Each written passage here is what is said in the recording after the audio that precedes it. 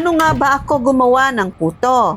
Siyempre, ang una kong gagawin, magpakulo ng tubig gamit itong aking steamer.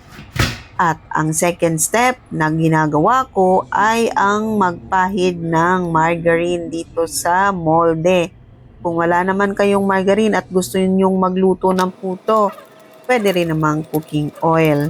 Pinahiran ko lamang ito nang sa ganon kapag luto na yung aking puto, madaling matanggal ang puto sa lagayan at hindi ito didikit. Gumamit rin ako ng 1.5 cup na flour at sasalain ko to para walang buo-buo. Lalagyan ko ng isang pinch ng asin, 1/2 cup na sugar at 1 tablespoon na baking powder. Paghahalu-haluin ko lang to saglit at lalagyan ko ng isang pirasong itlog. Kung gusto nyo naman lagyan ng 2 pirasong itlog, okay lang naman, walang problema.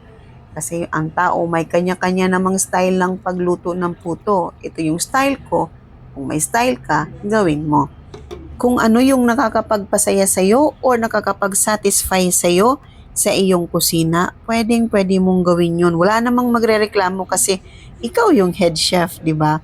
So anyway, naglagay rin pala ako ng 1 cup ng tubig at 1/2 cup ng milk.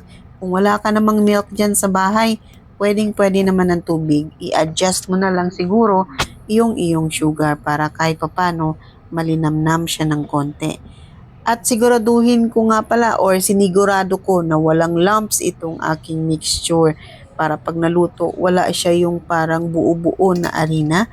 So kailangan kong salain para mas mabilis yung pag-breaks ng mga lumps. At ang paglagay ng butter, depende na rin yun sa'yo.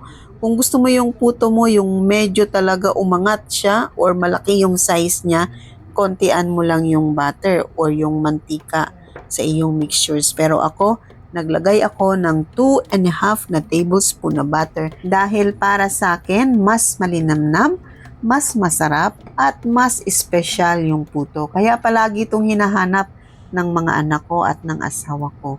At kaya, kung gusto ninyong masarap ang puto, lagyan nyo ng konting marami-raming butter. Konti, marami-rami.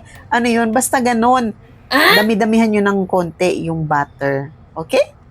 Kaya ayan, sinigurado ko muna na tunaw yung butter na nilagay ko dito sa aking mixture bago ko siya ilagay sa molds.